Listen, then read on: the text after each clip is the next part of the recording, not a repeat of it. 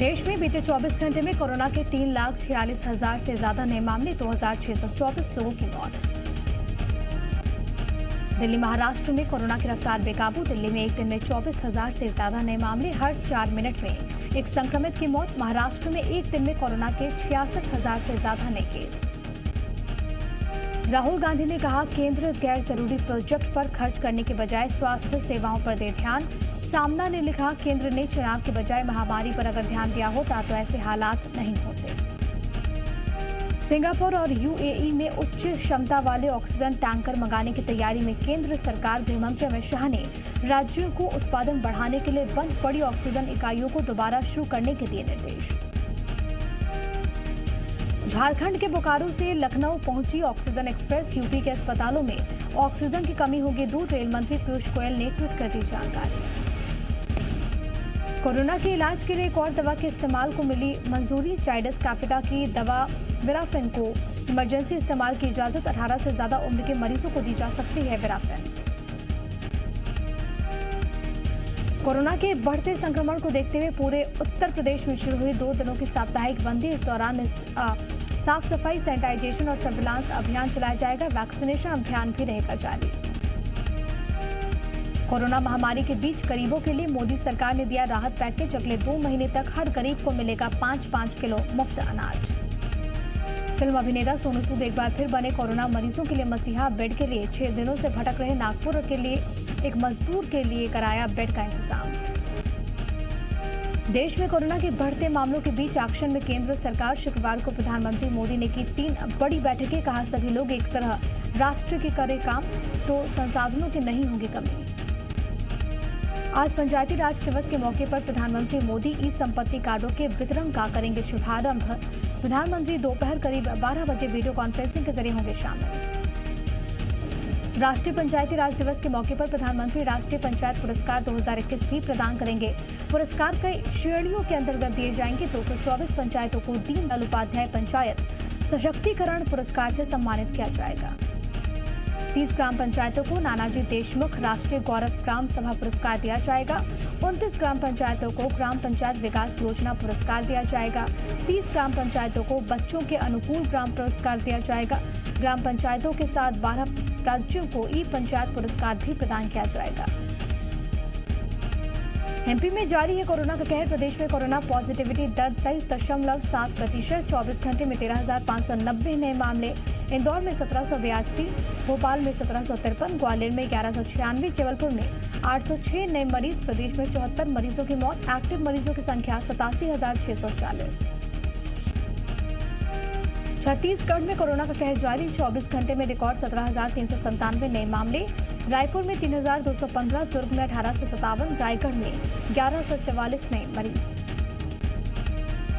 24 घंटे में रिकॉर्ड 219 मौतें हुई हैं। रायपुर में 57, बिलासपुर में 40, दुर्ग में 23, कोरबा में 19 मरीजों की मौत। प्रदेश में एक्टिव मरीजों की संख्या बढ़कर 1,23,489। चिकित्सा शिक्षा मंत्री और भोपाल के कोविड प्रभारी मंत्री विश्वास सारंग का कहना है कि एमपी में पॉजिटिविटी रेट घट रहा है। इसके साथ ही उन्होंने ये भी कहा कि सरकार होम आइसोलेशन पर ज्यादा फोकस कर रही है। साथ ही साथ निजी और सरकारी अस्पतालों में बिस्तर भी बढ़ाए जा रहे हैं। एमपी में बढ़ते कोरोना संक्रमण को रोकने, मरीजों की इम्यूनिटी को बढ़ाने के लिए शिवराज सरकार ने योग से निरोग कार्यक्रम की शुरुआत की। इसका उद्देश्य होम आइसोलेशन और कोविड केयर सेंटर में रह रहे कोरोना मरीजों का मानसिक, शारीरिक और आत्मिक स्वास्थ्य के साथ उनके मनोबल को निरंतर ऊंचा बनाए रखना है। कार्यक्रम में योग प्रशिक्षित वॉलंटियर्स दिन में 2 बार होम आइसोलेशन में रह रहे मरीजों को वीडियो कॉल या फिर फोन कॉल से ऑनलाइन योग, आसन, ध्यान, प्राणायाम आदि का अभ्यास कराएंगे, जिससे मरीज जल्द स्वस्थ होंगे। यानी दवाई और योग मिलकर कोरोना को हराएंगे। कोरोना के बढ़ते संक्रमण को लेकर सीएम शिवराज सिंह ने पूरे प्रदेश के पंचायत प्रतिनिधियों से बात की। सीएम ने पंचायत प्रतिनिधियों से वर्चुअल संवाद किया, कोरोना महामारी के बारे में चर्चा की। सीएम ने पंचायत प्रतिनिधियों को बताया कि कोरोना से किस तरह से बचना है। सीएम ने कहा कि कोरोना के खिलाफ युद्ध में सीएम से लेकर पंच तक सब एक हों। सीएम ने कहा कि हमें कोरोना को हराना 2 मोर्चों पर इसके लिए हमें काम करना होगा। पहले जो लोग संक्रमित हुए उन्हें बेहतर इलाज मिले, वो जल्द ठीक हो। दूसरा, हम सब लोगों को संक्रमण की चेन को तोड़ना होगा। अलीराजपुर की जोबट विधानसभा से कांग्रेस विधायक कलावती भूरिया का निधन। कोरोना रिपोर्ट पॉजिटिव आने के बाद उन्हें इंदौर के अस्पताल में किया गया था एडमिट। संक्रमण से उनकी जान चली गई। ग्वालियर के आरोग्य अस्पताल में ऑक्सीजन खत्म होने से 2 मरीजों की मौत हो गई। ऑक्सीजन खत्म होने के बाद शिफ्टिंग के दौरान 2 मरीजों ने दम तोड़ दिया। देर रात आरोग्य सहित 4 अस्पतालों में ऑक्सीजन की किल्लत हुई थी। ग्वालियर के परिधि अस्पताल में भी ऑक्सीजन की कमी हो गई। मरीजों के परिजनों को जैसे पता चला कि अस्पताल में ऑक्सीजन खत्म होने वाली है, वो परेशान होने लगे। हालांकि ऑक्सीजन की कमी की जानकारी लगते ही ग्वालियर के कोविड प्रभारी मंत्री प्रद्युम्न सिंह तोमर, कांग्रेस विधायक प्रवीण पाठक अस्पताल पहुंच गए। मंत्री और विधायक ने मरीजों के परिजनों को आश्वासन दिलाया कि खत्म होने से पहले ही अस्पताल में ऑक्सीजन पहुंच जाएगी। मंदसौर और नीमच में अब रोज एक ऑक्सीजन टैंकर राजस्थान के जामनगर से मिलेगा। कल से ये सुविधा शुरू होगी। सांसद सुधीर गुप्ता ने इसकी जानकारी दी। कोरोना के मरीजों की सहायता के लिए बीजेपी ने कॉल सेंटर की शुरुआत की। इसके जरिए कोरोना के मरीजों को जानकारी मुहैया कराई जाएगी। इसके जरिए मरीजों को अस्पताल के बारे में जानकारी मिलेगी। 2 दिन में इस कॉल सेंटर पर करीब 4000 फोन आ चुके हैं। कॉल सेंटर पर मरीजों की समस्याओं का समाधान करने के लिए स्वास्थ्य विभाग का सहयोग लिया जा रहा है। कोरोना संक्रमण से निपटने के लिए भोपाल नगर निगम के 19 जोन में कोरोना सहायता केंद्र की शुरुआत की गई, जहां पर कोरोना की पूरी जांच होगी और केंद्र से ही मरीजों को निःशुल्क मेडिकल किट दी जाएगी, जिसमें कोरोना और सर्दी खांसी वाले मरीज सामने आएंगे। केंद्र के शुभारंभ के मौके पर चिकित्सा शिक्षा मंत्री विश्वास सारंग ने कहा कि प्रयोग के सफल होने के बाद प्रदेश के अन्य जिलों में भी ऐसी सहायता केंद्र खोले जाएंगे। कोरोना संक्रमण को रोकने के लिए सीएम भूपेश बघेल लगातार अधिकारियों के साथ बैठक कर रहे हैं और इसी क्रम में सीएम ने वीडियो कॉन्फ्रेंसिंग के जरिए जिला पंचायत अध्यक्ष और सीईओ के साथ समीक्षा बैठक की। संक्रमण को रोकने के लिए जरूरी दिशा निर्देश दिए। ग्वालियर में मेडिकल ऑक्सीजन की कमी को लेकर पूर्व सीएम कमलनाथ ने किया ट्वीट। प्रदेश सरकार से मालनपुर क्षेत्र में बंद पड़े ऑक्सीजन प्लांट को शुरू करने की मांग की। पूर्व सीएम ने ट्वीट में लिखा कि कुछ लोगों ने जानकारी दी कि मालनपुर औद्योगिक क्षेत्र में MP iron and steel company है, जिसमें एक ऑक्सीजन प्लांट भी है। कंपनी पर प्रदेश सरकार का अधिकार है। ऐसे में अगर सरकार इस प्लांट को चालू करे तो लोगों को मदद मिलेगी। कोरोना मरीजों के लिए ऑक्सीजन की किल्लत के बीच एमपी में ऑक्सीजन की आपूर्ति करने का जिम्मा एयरफोर्स ने संभाल लिया। वायुसेना का एक विमान इंदौर पहुंचा, जहां से ये विमान ऑक्सीजन का एक खाली टैंकर लेकर जामनगर के लिए रवाना हुआ। भोपाल में एम्स के सामने बोर्ड लगाकर ये जानकारी दी जा रही है कि बेड उपलब्ध नहीं है। जितने भी बेड थे वो भर गए। ऐसे में मरीज एम्स में एडमिट होना जो चाहते हैं उन्हें काफी इंतजार करना पड़ेगा। जबलपुर में गैलेक्सी हॉस्पिटल में ऑक्सीजन की कमी के चलते 5 मरीजों की मौत के मामले में कलेक्टर का बयान आया सामने। कलेक्टर का कहना है कि अस्पताल में ऑक्सीजन की कमी नहीं थी, लेकिन फिर भी मरीजों की मौत हुई। ऐसे में पूरे मामले की जांच के लिए 4 सदस्यीय कमेटी गठित कर दी गई है।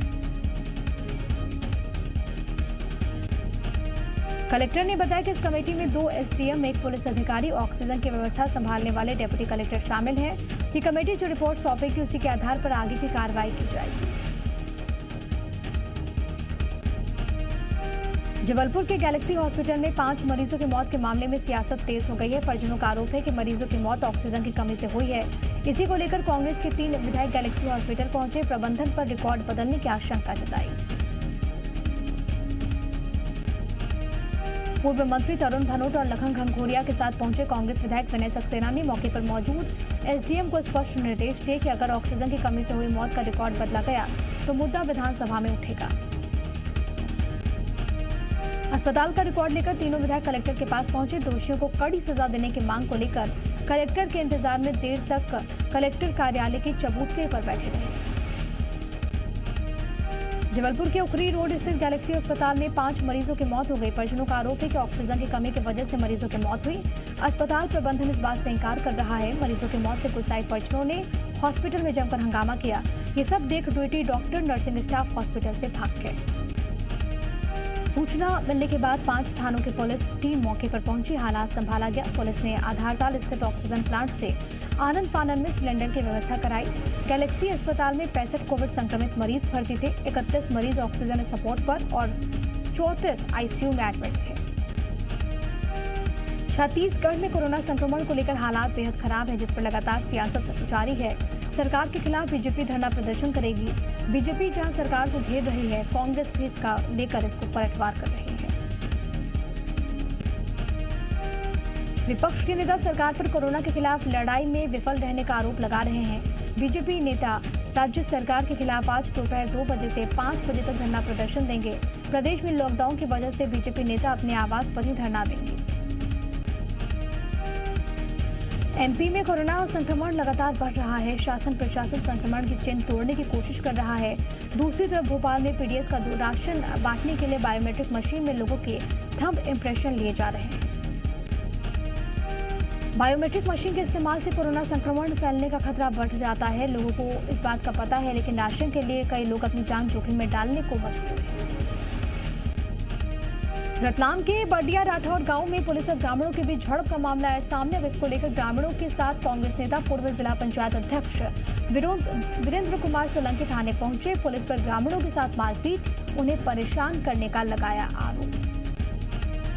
बडिया राठौर गांव में उस वक्त विवाद हो गया जो पुलिस गांव में आयोजित रामलीला को बंद कराने पहुंची और इसी बीच कुछ लोगों का पुलिस से विवाद हो गया। पुलिस के भी 2 जवान जख्मी हुए। 15 नामजद 25 अन्य लोगों को आरोपी बनाया गया था।